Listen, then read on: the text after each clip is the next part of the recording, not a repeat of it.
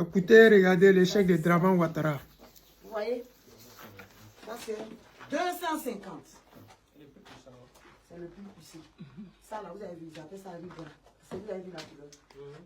Souvent, vous voyez les enfants avec des bouteilles célestes. Le contenant, là, c'est couleur comme ça. Vous allez penser que c'est sirop, il a mélangé avec de l'eau, mais en réalité, c'est ça. Et aujourd'hui, 250 là, souvent il prend 2, 3, 4. C'est ça qui est Kadhafi. Et il a sommeil, parce que le tramadol, il y a des molécules pour dormir, parce que c'est contre les grandes douleurs. Donc quand toi tu dépasses la dose prescrite, le bon sens aurait voulu que tu ailles te coucher un peu.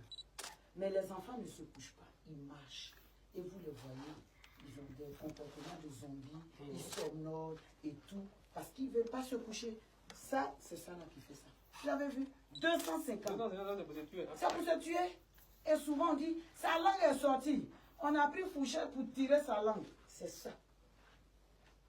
Vous avez vu? Je pense que le temps qu'on a mis là, pour arriver ici, c'est loin.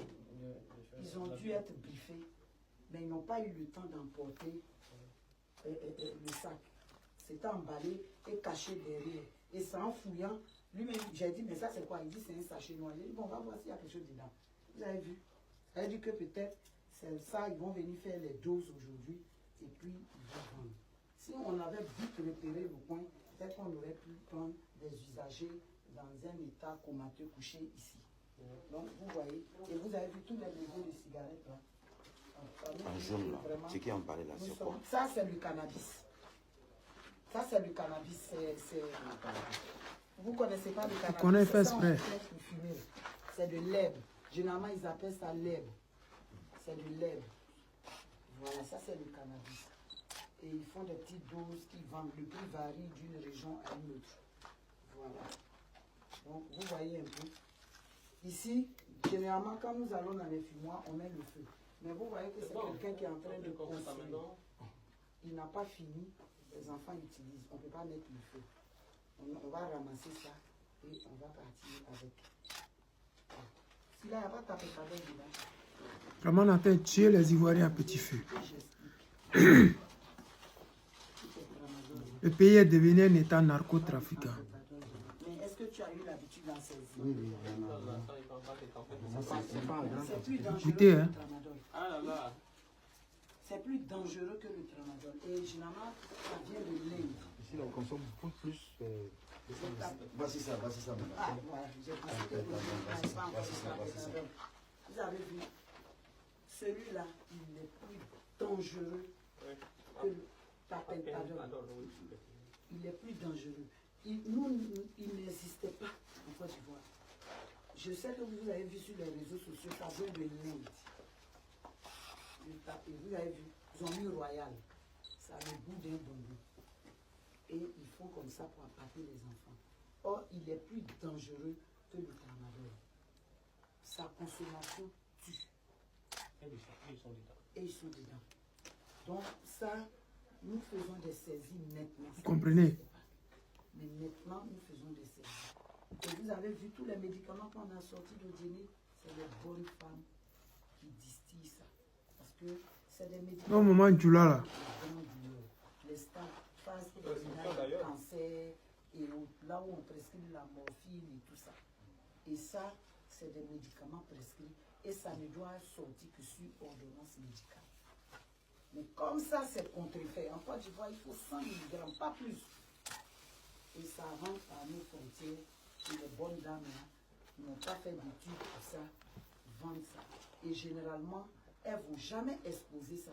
Ça y est dans leur sac banane en bandoulière là, ça y est dedans. Et quand tu consommes, tu viens vers eux, ils vont te donner. Le tramadol, tu es là, ils vont te dire très mou. Si toi, tu n'es pas dans la lutte, tu ne sais pas ce qu'on appelle très mou, tu es à côté, mais tu ne sais pas ce que c'est. Or, c'est l'appellation du tramadol. Les femmes vont dire très mou. Ou bien ils vont dire riz gras. Vous avez vu la couleur? Elle connaît son travail, hein? Voilà, ils vont te dire riz gras. Toi, tu es à côté. Voilà. Toi, tu es à côté, tu as pensé qu'elle vend du riz. Or, c'est ça. Voilà, on dit taxi compteur. Béret rouge. Béret rouge. Vous avez vu les différentes appellations? La pomme, tout ça. Voilà, voilà. Tout à l'heure, je vous ai dit c'est royal. Donc, c'est la pomme. Vous avez vu la photo d'une pomme? Bon, si tu ne connais pas, tout ça, ça fait partie de la famille du travail. Mais c'est la nouvelle trouvaille qui est là, le trapèzador le plus dangereux. Et avec toutes ces appellations, toi, parent d'élève qui ne sais pas ça, tu peux être avec ton enfant au marché, il va parler, il va prendre, tu vas voir que dalle. Que dalle. Donc, faisons attention. C'est pour ça que je demande aux parents de finir les cartables, de regarder les yeux des enfants. Parce que quand tu prends ça, tes yeux deviennent rouges. Et le comportement que tu n'avais pas avant, tu as ce comportement. Un enfant qui ne peut pas regarder ses parents, un enfant qui était sociable, qui était là aux heures de table, subitement l'enfant a poussé, il a mis son téléphone portable. Il ne veut même plus causer avec papa, maman, ses frères, il devient difficile. Vous ne voyez plus ses amis, alors qu'avant les amis défilaient à la maison. Mais maintenant, vous ne voyez plus les amis. Il est dans son téléphone. Vous appelez même là, il est dans son téléphone. Prenez le code, fouillez le téléphone, ou bien venez vers nous. On va faire ce travail. Merci, madame.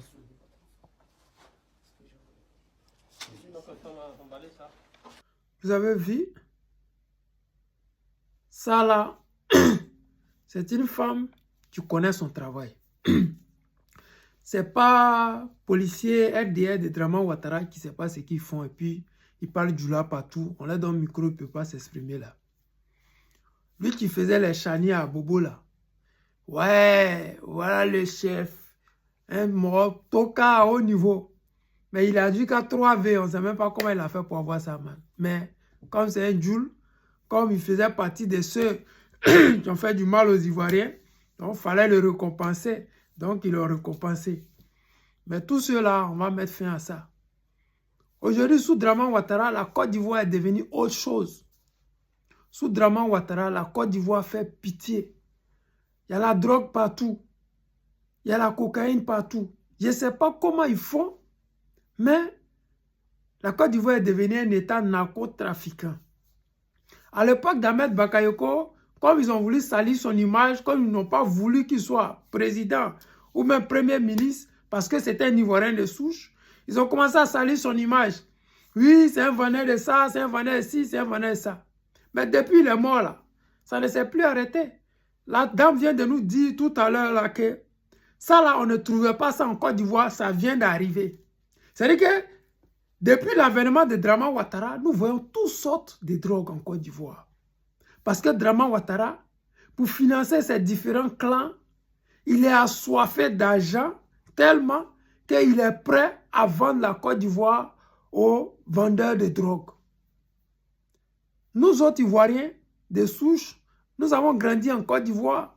Ce que nous faisions avant quand on était jeunes, on jouait au football, on regardait les films. On sait que les temps ont changé. Mais pas au point de livrer la Côte d'Ivoire à la drogue.